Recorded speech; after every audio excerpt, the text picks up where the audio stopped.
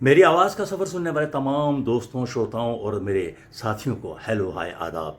दोस्तों, बहुत अच्छा लग रहा है कि मेरे आप इस सफ़र में मेरे हमसफ़र बन रहे हो और मेरी यादों को एंजॉय कर रहे हो। पिछले एपिसोड में हमने बताया कि किस प्रकार से मेरी इंटरव्यू हुआ और उस इंटरव्यू में मेरी सिलेक्शन होगी। सिलेक्शन करने के बाद बस इंतज़ार था कि मुझे अपॉइंटमेंट लेटर मिल जाए।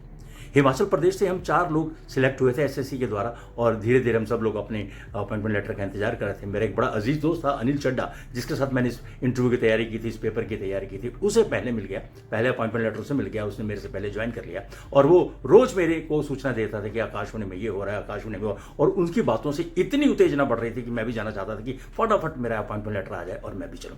एक दिन दोपहर को आकर उसने बताया कि प्रदीप, तुम्हारा अपॉइंटमेंट लेटर आज आकाशवाणी से डिस्पैच हो गया और एक आध दिन में आपको मिल जाएगा। मुझे मालूम था कि लोकल लेटर है तो दूसरे दिन ही आ जाएगा और दूसरे दिन सुबह ही पोस्ट ऑफिस के दरवाजे पर जाकर बैठ गए और पोस्टमैन को कहा कि भाई हमारे खाता आया हुआ तुरंत हमें दे दीजिए। बोले तुम्हें कैसे मालूम? मैं कहा हमें मालूम है। तो उसने देखा और हमारा खाता आया हुआ था, उसे लिया।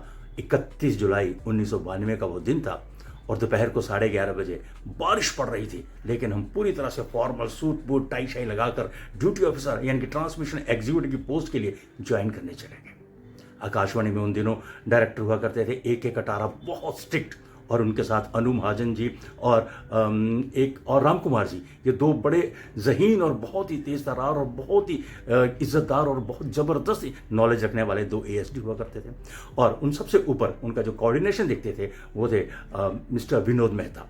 ये इन लोगों की जो कड़ी थी, उसके साथ प्रोग्राम ऑफिसर बड़े ज़बरदस्त, और सबसे बड़ी बात दीपक भंडारी, अक्षर सिंह परमार, BR मेहता, और ये सब लोग ऐसी दिग्गज आवाज़ें जिन्हें हम रोज़ रेडियो पे सुनते थे, उनके साथ जाके उनके कोर ग्रुप में बैठने का जो उत्साह था वो मेरे चेहरे से चिपक रहा था। और बिल्कुल बारिश में मैं पहुंचा, ज्वाइन किया और सब लोगों ने, क्योंकि मैं आकाशवाणी जाता रहता था, हफ्ते में एक आध बार या महीने में एक आधी बार मैं चला जाता था, तो सब लोगों को मालूम था कि ये लड़का आता है और इसने इंटरव्यू दे रखा है। और मेरा सब लोगों ने बहुत वेलकम किया और बिल्कुल उसी तरह से वेलकम किया कि जिस तरह से एक परमानेंट एम्प्लॉय किया जाएगा।